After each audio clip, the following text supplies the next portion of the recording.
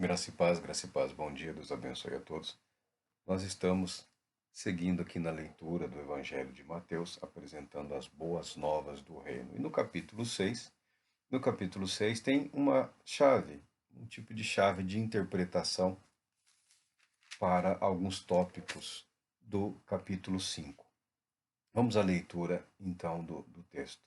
Guardai-vos de fazer a vossa caridade e obras de justiça diante dos homens, com o fim de serem vistos por eles.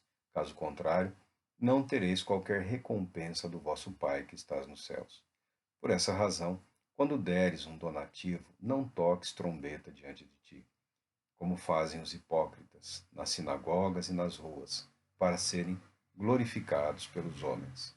Com toda a certeza vos afirmo que eles já receberam o seu galardão.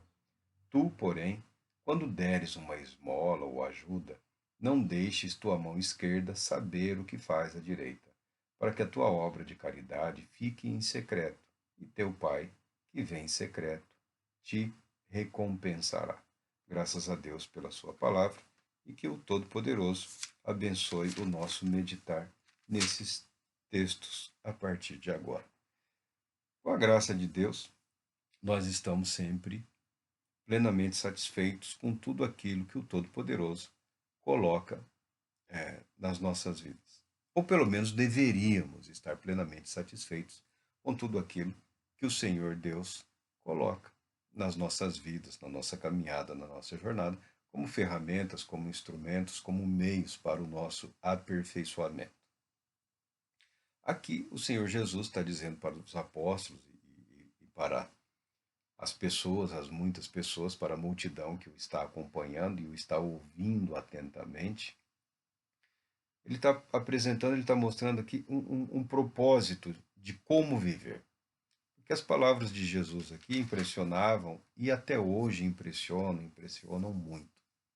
Impressionam os religiosos, impressionam os filósofos, os sociólogos, os antropólogos, toda pessoa que se dedica ao conhecimento da verdade, toda pessoa que tem o intento, o desejo, a vontade de estabelecer para si e para aqueles que amam um padrão, um propósito, um modo, um modelo de vida que sejam agradáveis, né, a Deus, ficam impressionados com as palavras de Jesus Cristo.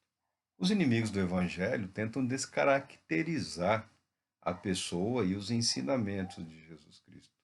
Mas não dá para fugir à verdade, não dá para fugir da beleza, da graça, da profundidade, da santidade com a qual ele traz à tona, ele aplica à vida das pessoas a verdade da palavra de Deus, da lei. Jesus está aqui discorrendo sobre a lei, sobre a palavra de Deus, sobre os textos que nós conhecemos como o Antigo Testamento.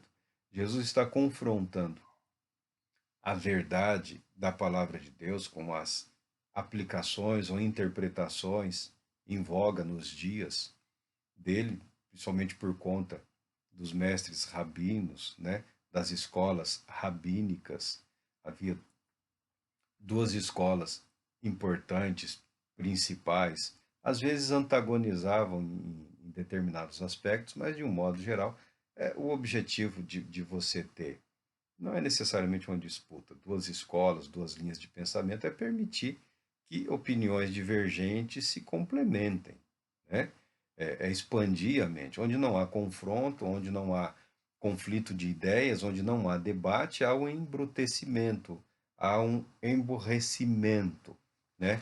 Impera o fanatismo, onde aquele que ensina não pode nunca ser questionado em momento algum, né? A verdade proclamada é a verdade absoluta, não há crescimento, não há saúde, não há desenvolvimento, né? Então, até entre os judeus havia vários grupos, não só grupos políticos, né, mas também escolas de pensamento diferentes, né?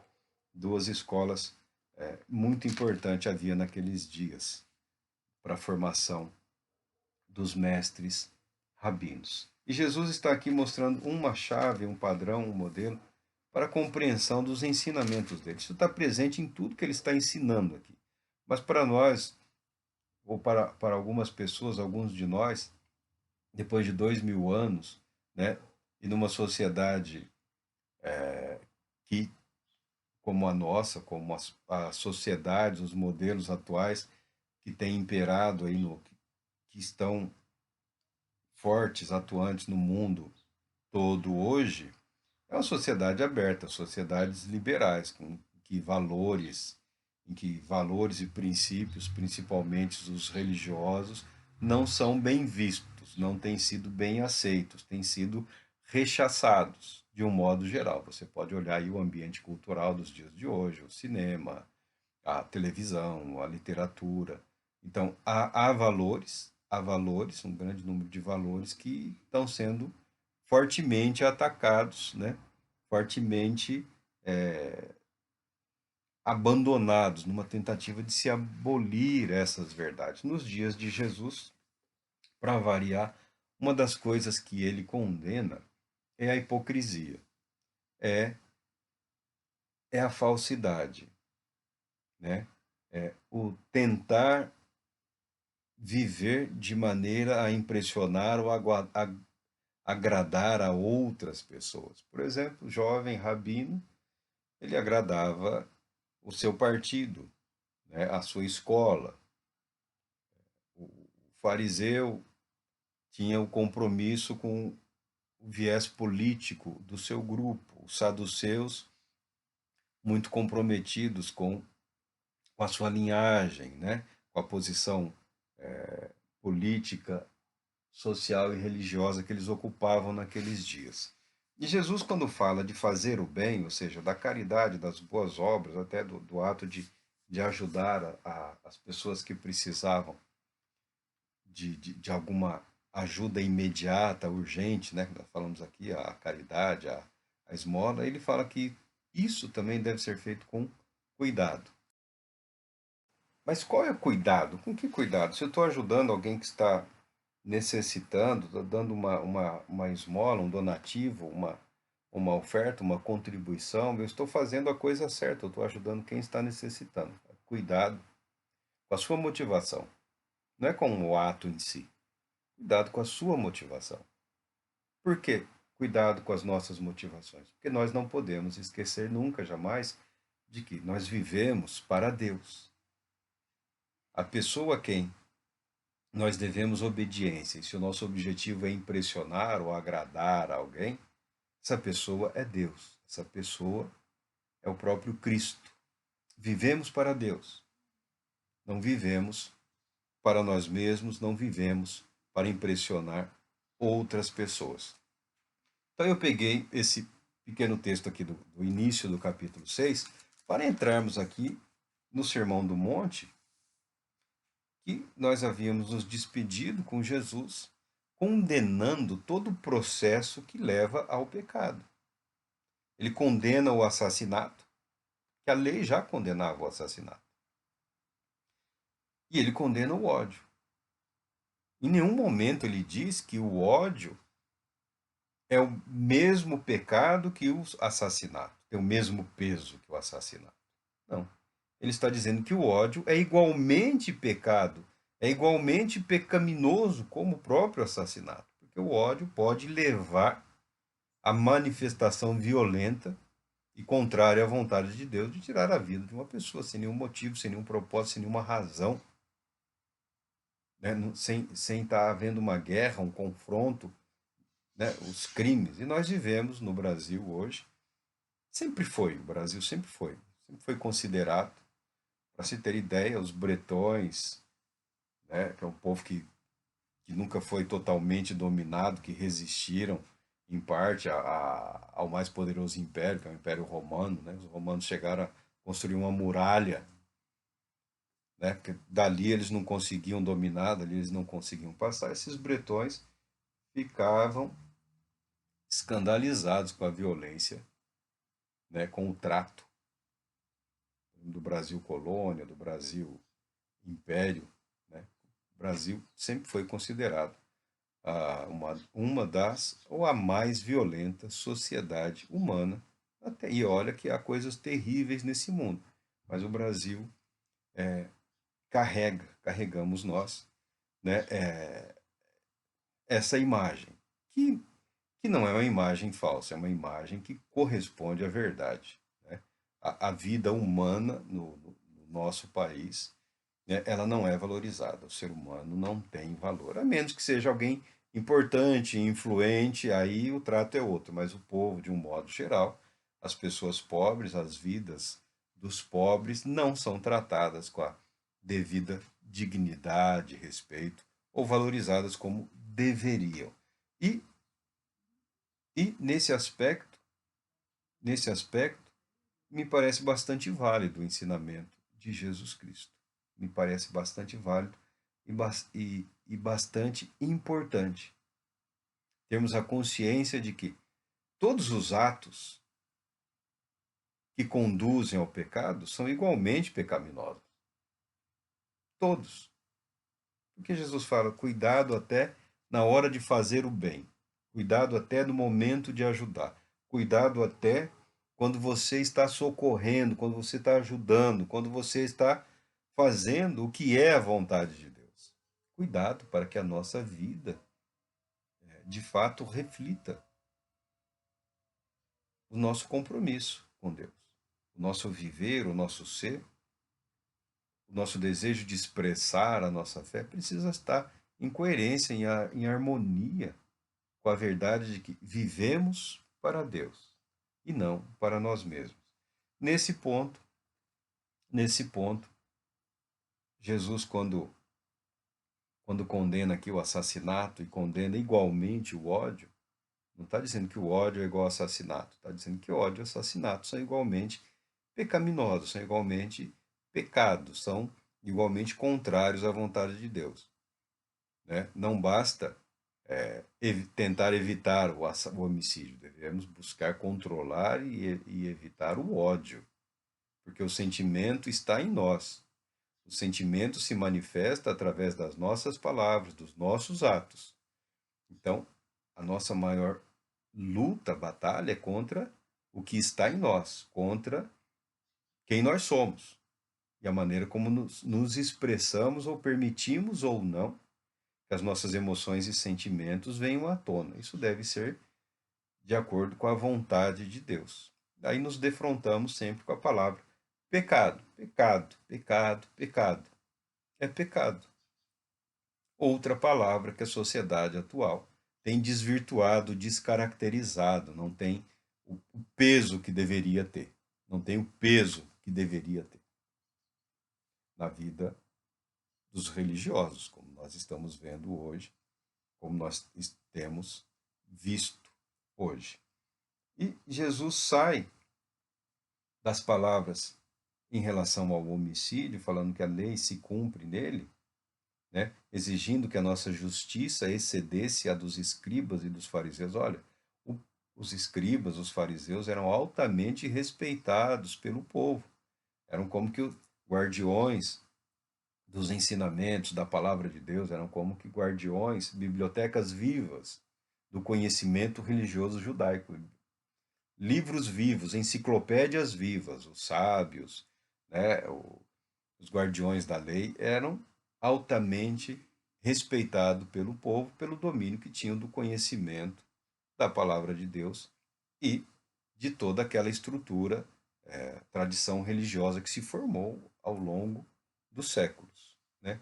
E Jesus diz que eles não são o padrão para absolutamente nada no que diz respeito à vida religiosa, à espiritualidade correta, ao viver segundo a vontade de Deus, a uma vida agraciada, favorecida por Deus. Os escribas e fariseus, ocupando as posições político-religiosas, a importância que eles tinham no ambiente do templo, na comunidade judaica, na mente judaica, Jesus diz que eles não são o padrão.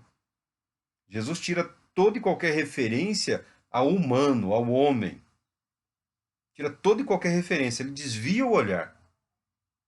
Para de olhar para o sacerdote, para de olhar para o mestre da lei, para de olhar para o fariseu, para o saduceu, para e olhe, volte os seus olhos para a verdade revelada por Deus em Sua palavra. Então, Jesus está resgatando a essência, a verdade da palavra de Deus, dos ensinamentos que o povo ouviu através dos anos, através da vida, e cresceu ouvindo os ensinamentos, a lei, os profetas. Mas também havia uma multidão de ensinamentos outros, interpretações outras oferecidas pelos mestres da lei, pelos fariseus, que nem sempre estavam em harmonia, nem sempre estavam em harmonia com a verdade da palavra de Deus. Isso não quer dizer que todos os sacerdotes, todos os fariseus, todos os escribas, todos os. Não.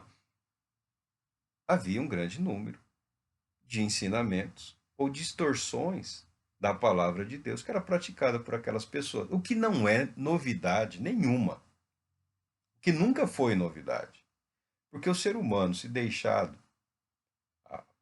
a levar-se, a conduzir-se por si, ele tem a triste e infeliz tendência de distorcer, contorcer, adaptar e descumprir o mandamento e ainda justificar. E Jesus, após falar do homicídio, após falar da necessidade de uma vida de paz, que é mais importante você fazer as pazes com seu irmão do que apresentar a sua oferta no altar. É mais importante para Deus. O valor da vida daquele que busca a paz, que busca o perdão, é mais importante do que o mero ofertar. Eu sei que isso vai, né, não agrada muito, né, numa religiosidade capitalizada, consumista, né, numa expressão religiosa monetizada, né, bastante monetária, né? Se você tem condições, recursos, então você é o cara, você.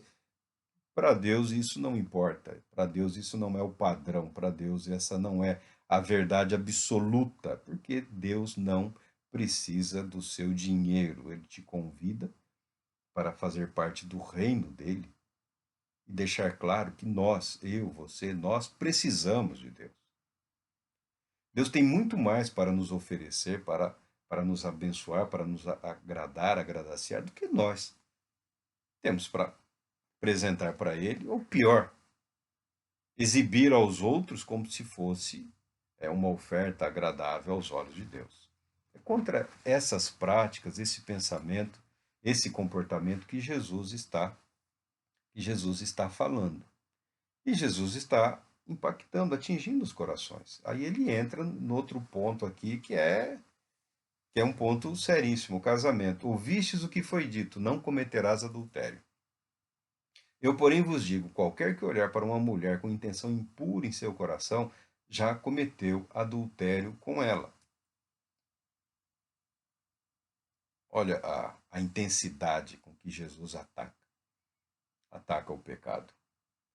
Olha a coerência que ele exibe na explanação.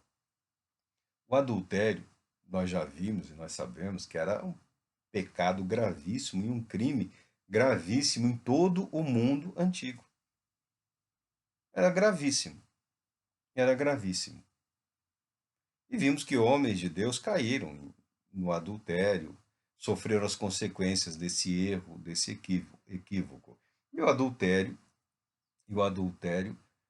infelizmente, era e ainda é uma das práticas que mais consome a vida espiritual das pessoas. Ainda é. A- a- Quase tudo que eu falo de livro parece que eu só lia há 20, 30 anos atrás. Não, mas há muito tempo atrás, um comentário bíblico que chegou às minhas mãos de um estudioso, de um pastor, de alguém que não foi um homem simples só dedicado ao conhecimento, à teologia, às doutrinas ou às verdades. Inclusive, ele pastoreou, né? E após uma longa vida no pastoreio, quando se falava desse tópico adultério aqui, isso nos anos 30, 40, 50, né? 30, 40, 50, o livro acho que é dos anos 60. Então você imagina, em tempos muito mais conservadores do que os atuais, ele relata, ele escreve que, na visão dele e também de outros religiosos, o adultério é responsável, pelo menos na experiência que ele teve, era responsável por 50% das mazelas, das tragédias na vida espiritual dos cristãos. Isso é triste. Por que isso é triste?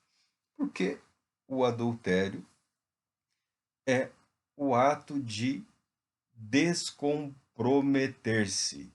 Descomprometer-se.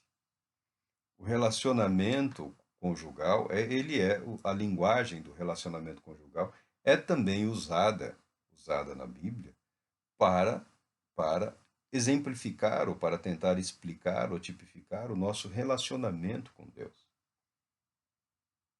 Porque o casamento é visto, é interpretado como uma decisão consciente de dedicar-se a outra pessoa. O casamento tem mais, ele pode ser melhor interpretado como uma entrega de si ao outro do que receber o outro para si. É um compromisso.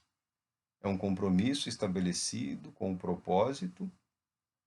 propósito de agradar a Deus e de viver em função do outro, de entregar-se ao outro, viver ao outro. O próprio Adão, pessoa também que as pessoas que querem desacreditar da fé dizem que é um mito, que é imaginário, que nunca existiu, é uma coisa, o próprio Adão declara, deixará o homem pai e mãe. Ele que tinha Deus como criador, deixará o homem pai e mãe e se unirá à sua mulher. Ou seja, o homem, quando decide pelo casamento, a mulher se torna a pessoa principal na vida dele.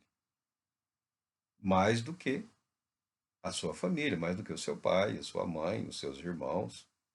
A esposa, a mulher, passa a ser o objeto de maior valor na vida daquele homem, daquele indivíduo. E o adultério é intrometer-se num compromisso estabelecido diante de Deus. O adultério sempre foi condenável.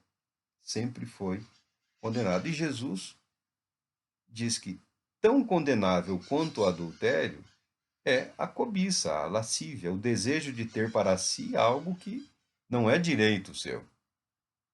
É por isso que ele fala: aquele que olhar para uma mulher com intenção impura, né, tá, é, a mulher chama a atenção do homem. Toda mulher chama a atenção do homem. Não é só a mulher que é a da revista, da TV ou da novela. A mulher, invariavelmente, chama a atenção do homem. Mas isso não significa que o homem seja incapaz de controlar os seus pensamentos, seus sentimentos ou suas emoções. Né? E Jesus está falando aqui da pessoa que tem em si esse descontrole, esse mau hábito que se torna um pecado, esse mau hábito que se torna um vício, que se torna uma dependência, um comportamento equivocado. Muito embora muitos possam ou até disfarcem, tudo bem, mas pessoas há que têm esse comportamento lascivo. Jesus é o mesmo caso do ódio e do homicídio. O adultério com a cobiça, o adultério com o desejo de ter para si algo que não lhe pertence. Né? O desejo de se intrometer numa relação que não lhe diz respeito, né? E tomar para si. Né? Tem um livro aí antigo, fez sucesso, O Mito da Grama Mais Verde. A sociedade americana, eles têm aqueles gramados, não sei se ainda hoje é assim, mas aqueles bairros de classe média, né? Tem ruas amplas, tem a calçada e tem um jardim na frente, normalmente é um gramado, né? A ideia que as pessoas têm de que a grama do lado do vizinho é mais verde, ou que também o filho dos vizinhos são mais educados, meus filhos não me obedecem, né? Parece que a esposa do outro é a ideal, é esse comportamento, é, é o invejar, é o querer tomar para si algo que não lhe diz respeito. Jesus fala que todo o processo é pecado. O adultério é pecado. E esse desejar a mulher que não é a sua também é pecado, é igualmente pecado. Não está dizendo que é o mesmo pecado, está dizendo que é igualmente pecado. Um é o início, o outro é o fim. Então, todo o processo que conduz ao pecado é pecado. Não é só uma questão de viver perigosamente. Todo mundo que vive perigosamente acaba quebrando a cara. Não dá para viver brincando. Não dá para viver brincando. Ninguém brinca com arma de fogo. A maioria se mata. Uma brincadeira ou mata outra pessoa. E nas questões conjugais, aqui no adultério, também. Não dá para brincar. A brincadeira, invariavelmente, acabará conduzindo a um comportamento equivocado. Tá? Aí Jesus ele, ele passa a exigir algo numa linguagem metafórica que alguns loucos, insanos, tolos, tanto no passado quanto no presente, gostam de deturpar. Né? Aí Jesus passa a usar uma linguagem metafórica. Mas como eu vou viver me livrando de todos os desejos, paixões? O ser humano tem paixões que o contaminam, que às vezes o dominam. Como vencer isso? Jesus começa a apresentar aqui. Ele apresenta, como sempre, numa linguagem metafórica, dizendo que se o teu olho direito te leva a pecar, arranca-o e lança-o de ti. Pois te é mais proveitoso perder um dos teus membros do que todo o teu corpo ser lançado no inferno. Se a tua mão direita te fizer pecar, corta e atira para longe de ti, pois é melhor que um dos teus membros se perca do que todo o teu corpo seja lançado no inferno. Jesus não está pedindo ou exigindo que as pessoas arranquem o olho, né, ou cortem as mãos, ou se tornem eunucos, castração, como já houve no passado. E de vez em quando você acaba descobrindo que algum desequilibrado se fez eunuco, literalmente. Né? Jesus está ordenando que nós desenvolvamos o domínio próprio. Controle o teu olho, controla o teu olhar, controla os teus lábios, controla a sua língua, controla o seu falar, controla o seu agir. Tenha domínio de si. O cristão não pode viver debaixo de possessões emocionais, sensoriais. Não é saudável, não é saudável para ninguém, muito menos para o cristão. Então, a chamada é para que nós tenhamos o domínio do nosso ser, do nosso corpo, das nossas ações, das nossas intenções. Devemos purificar os nossos corações, as nossas intenções, para que o nosso viver seja de fato agradável a Deus. Há muitas paródias aqui quando se fala do adultério, do olhar. Há muitas paródias envolvendo os rabinos e daquela época, daquele período. Eu não vejo nenhum valor, né, no que eu ouvi e também não tenho intenção de transmitir. É, é apenas jogar sobre o outro os pecados, os males, os desejos, os anseios que temos em nós. É cinismo. É o que Jesus está condenando. Né? Não basta saber que é errado, identificando na vida do outro. O importante é saber que é errado, identificarmos nas nossas vidas e controlarmos na nossa vida e no nosso viver. Tá, não é fácil, mas nunca foi fácil. Ninguém disse que seria fácil. Esse é o ponto fundamental da espiritualidade. 1 hora e meia, 2 horas por semana, 3 horas por semana, não é o suficiente. Não é a expressão da verdade do nosso viver. É o dia a dia, é o cotidiano, nas nossas relações. Tá, mas como é que. Bom, você tem que se esforçar mais, tem que se empenhar um pouco mais. Inclusive ultrapassar o ridículo, né? Não tentar vencer a caricatura. a bizarrice, né? Só de pescoço erguido, olhando para cima. Não, não é isso que Jesus está falando, não é isso que a Bíblia está ensinando. Você tem que olhar para dentro de si e fazer essa avaliação contínua das suas emoções, das suas intenções. Porque nós temos como controlar. Claro que tem. E o Espírito Santo nos auxilia nesse processo. Mas a responsabilidade de querer, de aceitar a verdade, é nossa. É nossa. Então a questão do pecado, ela deixa de ser assim. Aquele adulterou, mas eu não adulterei. Não. A questão do pecado passa a exigir um confronto com toda a dinâmica da vida humana, com todos os atos do processo. Ah, eu desejei, mas foi só por um instante, mas tô de boa agora. Tá de boa hoje, daqui a pouco desejo de novo e a emoção, o sentimento, o desejo, a paixão vai crescendo, vai se avolumando e explode ou eclode em quê? No pecado. Ah, mas eu não adulterei, mas também não deixou de desejar o adultério. Ah, eu nunca traí a minha esposa, nunca traí meu marido, nunca traí meu cônjuge. Tá, mas também nunca amou com toda a intensidade que poderia ter amado. Nunca protegeu como poderia ter feito. Nunca fez da pessoa que você diz que ama o objeto pleno da sua capacidade de amar. Também é pecado. Também é pecado. E Jesus continua. Lembra que nós sempre estamos interpretando esses textos com base aqui no que disse Jesus, né? Guardai-vos de exercer a sua justiça, a nossa caridade, com vistas a agradar a homens e agradar a Deus. Ele volta ao tema que foi dito também: aquele que se divorciar de sua esposa deverá dar a ela uma certidão de divórcio. Eu, porém, vos digo, é a linguagem profética usada por Jesus Cristo. Eu, porém, vos digo. Eu ouvistes o que foi dito: aquele que se divorciar da sua esposa deverá dar a ela uma certidão de divórcio. Moisés não instituiu o divórcio. As pessoas falam que Moisés instituiu o divórcio. Não, o divórcio é tão antigo quanto o casamento.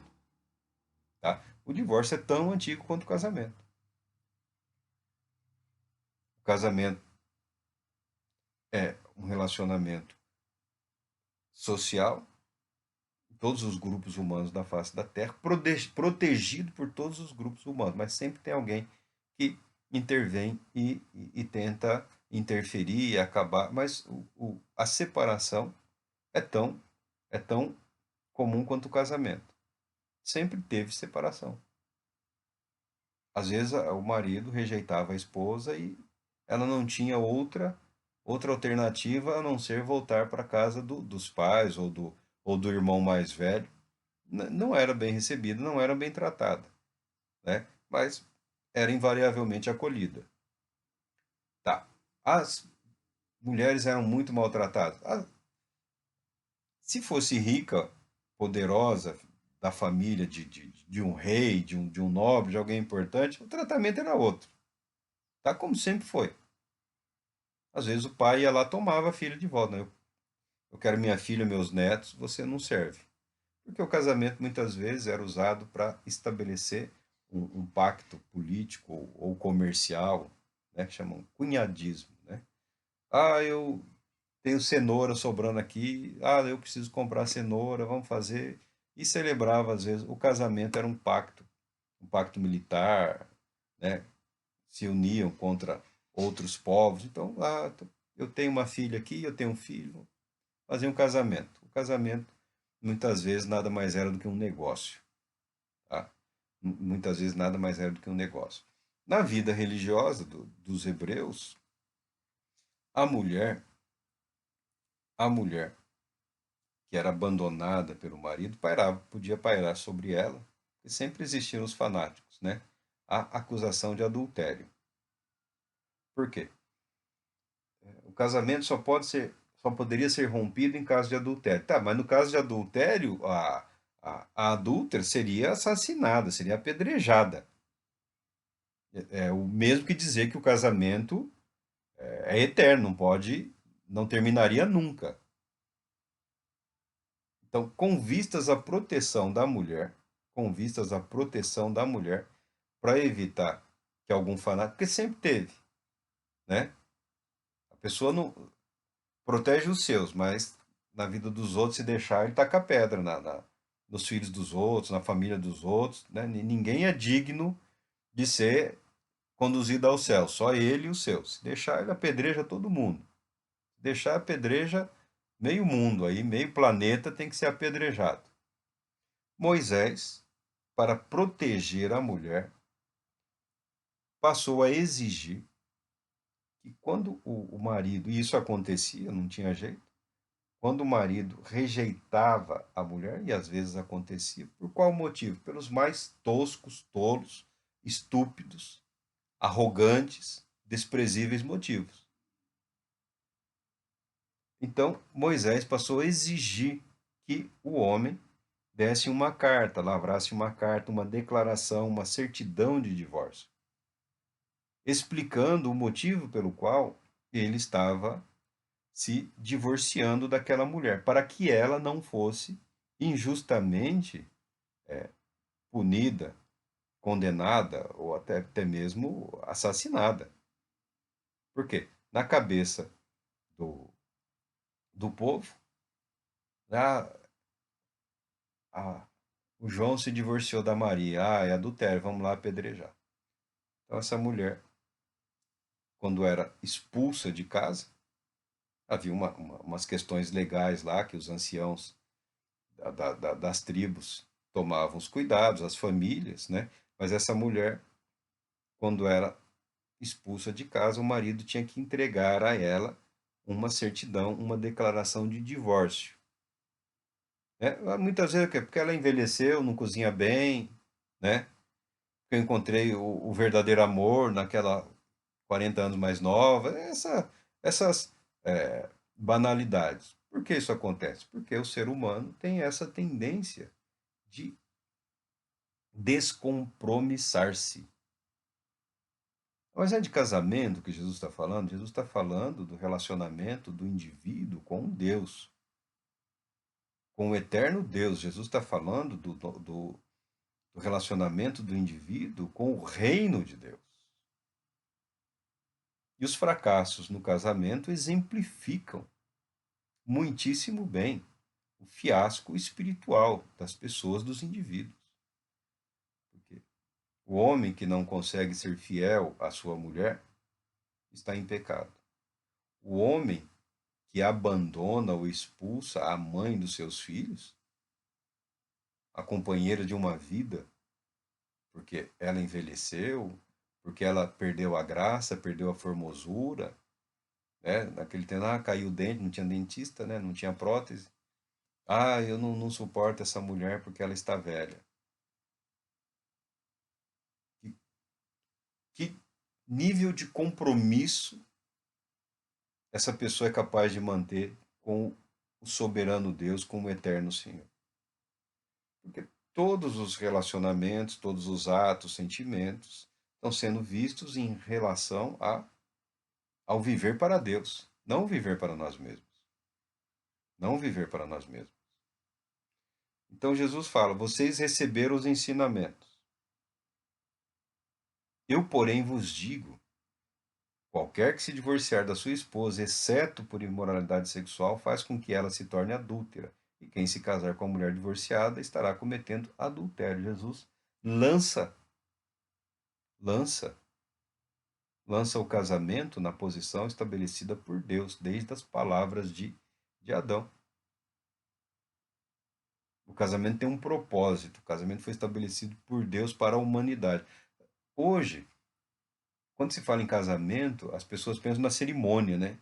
Ah, o casamento foi fantástico. Mas como foi? Acabou? Morreram? Separou? Não, a cerimônia teve. Né? Então, as pessoas vivem hoje uma visão aí hollywoodiana, é uma visão cinematográfica, é uma visão fantasiosa das relações humanas, né? O casamento hoje para uma multidão de pessoas diz respeito à cerimônia. Se a cerimônia correr bem, tudo conforme ensaiado, ó, o casamento foi. Pouca coisa tem a ver o casamento com a vida conjugal. Pouca coisa hoje a palavra descreve a vida conjugal.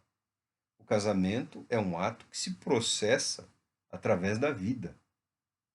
A espiritualidade é um ato que se processa através da vida. A decisão de viver para Deus tem lá o seu paralelo na decisão de viver para o outro. Se você não é fiel ao seu compromisso com o outro, você também não é fiel ao seu compromisso, ao seu comprometimento para com Deus. É isso que Jesus está dizendo, é isso que Jesus está apresentando. Não está simplesmente condenando o erro. Ele está expondo a natureza do pecado na vida do homem e da mulher, mesmo que religiosos, mesmo que tementes a Deus, mesmo que buscando agradar a Deus. Não dá para você agradar a Deus e agradar a si mesmo. A si mesmo. Não dá. O viver para Deus, o agradar a Deus, envolve uma série de renúncias. E o casamento é a instituição humana que melhor exemplifica isso. Não há como viver um relacionamento saudável, um casamento saudável, uma união saudável, se você não estiver disposto a renunciar um pouco, um tanto, com vistas a agradar ao outro. Um vive para o outro. Um renuncia, o outro renuncia. Estamos falando aqui de um relacionamento conforme proposto por Deus. Na prática, a coisa não é bem assim. Né? Na prática, a coisa nunca foi bem assim.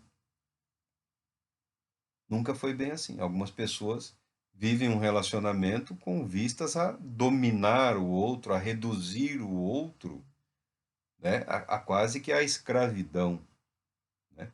A atender às suas próprias necessidades, aos seus próprios anseios. A questão do divórcio ela tem sido debatida ao longo dos anos. Jesus está falando aqui que o divórcio, o fim do casamento, ele só se justifica em termos, em termos religiosos no que diz respeito ao adultério, à traição, à quebra do pacto. Tá, Jesus não está deixando de levar em consideração a possibilidade do perdão e da reconciliação. Ele está dizendo que a justificativa para o rompimento de um compromisso eterno seria a traição de uma das partes. Ou seja, se você parar por um instante de pensar em casamento e parar para pensar no seu relacionamento com Deus, o abandonar a Deus só se justificaria se Deus fosse capaz de trair a si mesmo. Então, por que as pessoas estão abandonando a palavra de Deus e a vontade de Deus? Deus não traiu Israel. Deus não traiu a igreja. Deus não mudou os seus valores. Deus não mudou a sua conduta, o seu agir, o seu amor, a sua providência, a sua provisão.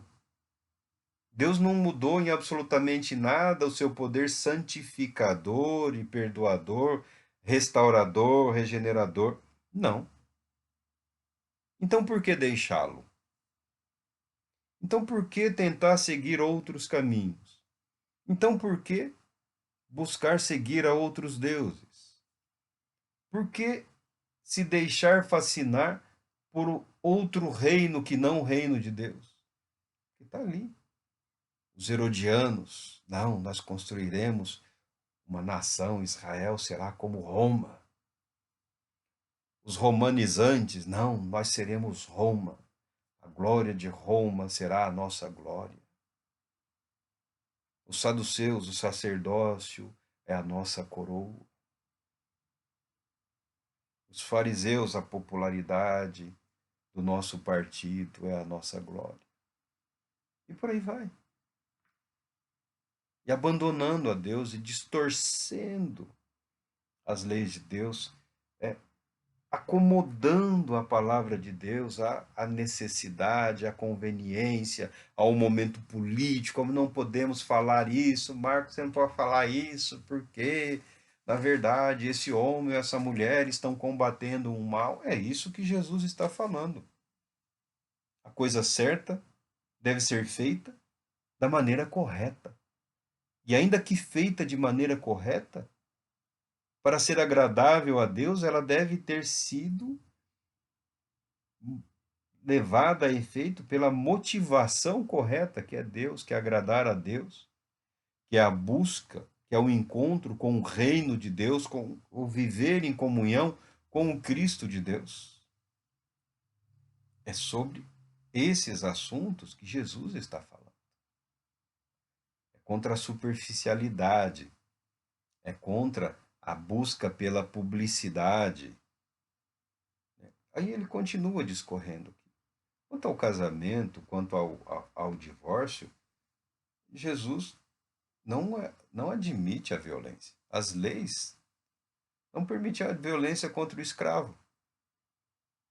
Se por um dente ou por um olho, um braço quebrado, uma perna quebrada, alguém maltratasse o seu escravo, esse escravo deveria ser libertado pela violência sofrida, pelo castigo acima do normal ou do aceitável. E no relacionamento conjugal, familiar, de maneira nenhuma ele está tentando colocar a violência como algo aceitável, tá? Isso daí é outro cinismo, é outra hipocrisia, né? Essa legião aí de supostos machões aí que agredindo, espancando, violentando, mas é minha. Não, não é sua não. Ela pertence a Deus. Você está tratando uma filha de Deus como se fosse um objeto. Está tratando pior do que se trata um animal. Vai dizer que esse relacionamento brutal, grotesco, imundo, quantas vezes aí, quantas mulheres não foram infectadas, contaminadas pelos próprios maridos, se envolveram em outros relacionamentos e trouxeram para suas casas, para suas esposas, para os seus filhos, doenças, enfermidades, coisas terríveis, grosseiras. Então, o rompimento de um relacionamento doentio, que nunca foi o casamento, conforme proposto por Deus, conforme consta na palavra de Deus, é claro que é aceitável. Nenhuma sociedade em sã consciência vai permitir que uma mulher seja brutalizada. Nem um pai, nem uma família, nem um irmão. Se bem que nós já presenciamos coisas absurdas, coisas grotescas, né? Mas em nenhum momento saudável e equilibrado da humanidade será permitido que a mulher seja tratada dessa maneira. E alegar que não pode haver divórcio porque a palavra de Deus não permite, ora bolas. E você garante que o casamento é o que Deus exige que ele seja? Você está se empenhando para que o seu casamento, você marido, você esposa, você está de fato se empenhando para que a sua união reflita o propósito de Deus, a verdade de Deus? Essa é a pergunta a ser feita. O que vão pensar de novo vivendo em função do que outros vão pensar. Mas por quê? Tem um tribunal social aí? Vai haver um juízo? O que vai acontecer? Nós temos que nos assenhorar das nossas vidas, de acordo com com o que o Senhor Deus exige, e tomarmos as decisões. E aceitarmos a responsabilidade pelos nossos atos. Mas Deus pode. Eu creio que Deus pode mudar, Deus pode transformar. Eu creio, todos nós acreditamos, mas isso não é desculpa. Isso não é desculpa para violência, para terrorismo, para morte, para ódio. Nunca foi. Mas eu sou. Mentira. Não é fiel a Deus, não. Não é fiel a Deus, não. É um sentimento de posse, de propriedade, grosseiro, satânico, demoníaco. Você nem está se unindo à sua mulher. A está possuindo. possuindo. A prática é essa, é uma possessão. Muitos relacionamentos são uma possessão, uma dominação, uma submissão do outro a um objeto de prazer doentio e mórbido. E Jesus não vai aceitar isso. Não adianta fingir hipocritamente, colocar aí o palitozinho, a gravata, né? Adianta aí, glória a Deus, aleluia, que isso não impressiona os céus, não, meu amigo. Não impressiona.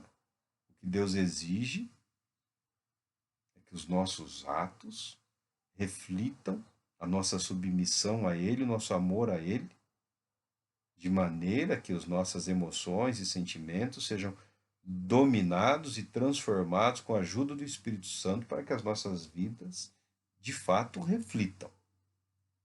Do contrário, é, é, é outra fé, é outra religião, aí é outro Deus, é outro ser. Não tem nada com o verdadeiro e eterno Deus.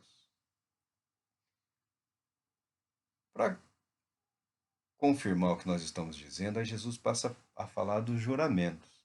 Né? Outro comportamento hipócrita, outro comportamento dissimulado, outro comportamento mentiroso, outro comportamento de quem não tem palavra, outro comportamento de quem não pode ser confiado, pessoa que vive fazendo juramento. Eu juro por Deus, eu juro pela minha mãe, eu juro pelo meu pai, eu juro pela minha família, eu juro pelo meu time de futebol. Essas besteiras que as pessoas fazem para tentar criar uma atmosfera que valide os pactos, as alianças, tentar gerar um sentimento de credibilidade ou de confiança. Também ouvistes o que foi dito aos antigos: não jurarás falso, mas cumprirás rigorosamente os teus juramentos ao Senhor. Falso testemunho, a mentira, era crime, tal qual hoje, sempre foi crime. Tanto que na lei judaica, na lei dos hebreus, nos casos de crimes gravíssimos, que deviam ser punidos com a morte, o apedrejamento, fosse o caso, as testemunhas, as pessoas que testemunharam contra aquele, contra o réu, contra o culpado, as testemunhas que garantiram que o crime grave, absurdo, havia sido cometido pela pessoa tal, essas deveriam ser os primeiros a lançar pedras contra aquela pessoa. Porque se não fosse a expressão da verdade, estariam trazendo sobre si a maldição do assassinato. Então havia um rigor legal, havia um rigor intenso. E o ensinamento aqui dos religiosos, né? Cumprirás rigorosamente os teus juramentos ao Senhor. Mas sempre teve aquele especialista em oratória que é capaz de levar as pessoas a assumirem compromissos para os quais elas não estão preparadas. Compromissos financeiros, né? Compromissos de práticas que resultam lucro para aquele que está induzindo as pessoas. Jesus diz aqui, ó, eu, entretanto, Jesus equipara a sua palavra, a palavra de Deus, ao ensinamento do testamento, dos profetas, da lei. Eu, porém, vos digo, eu vos afirmo, entretanto eu vos afirmo, não jureis de forma alguma, nem pelos céus, que são o trono de Deus, nem pela terra, por ser o estrado onde repousam seus pés, os pés de Deus. É uma metáfora. Nem por Jerusalém, porque é a cidade do grande rei. E não jureis por tua cabeça, pois não tens o poder de tornar um fio de cabelo branco ou preto. Seja, porém, o teu sim, sim, e o teu não, não. O que passar disso vem do maligno. Vem do maligno. Eu juro que eu vou melhorar. Eu juro que isso nunca mais vai acontecer. Eu juro que esta foi. Estamos falando do casamento ali, da sacralidade do casamento, da importância do compromisso. O compromisso. O compromisso é o que ordena suas emoções e os seus sentimentos. As pessoas que se unem com o objetivo de satisfazer única e exclusivamente as suas emoções, os seus sentimentos, elas estão expostas a serem dominadas por emoções e sentimentos negativos e abandonarem os seus compromissos. Quando o compromisso norteia a sua vida, as suas emoções e sentimentos passam a seguir o seu propósito, o seu ideal, os seus valores, a sua fé. Tá? Somos seres racionais, somos seres espirituais. Somos emotivos? Somos.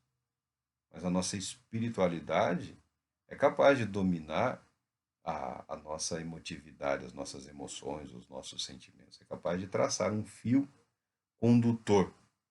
Ainda que seja jogado para lá e para cá, há um caminho a ser seguido. Isso traz paz, isso traz segurança, isso traz garantia. Fazer promessa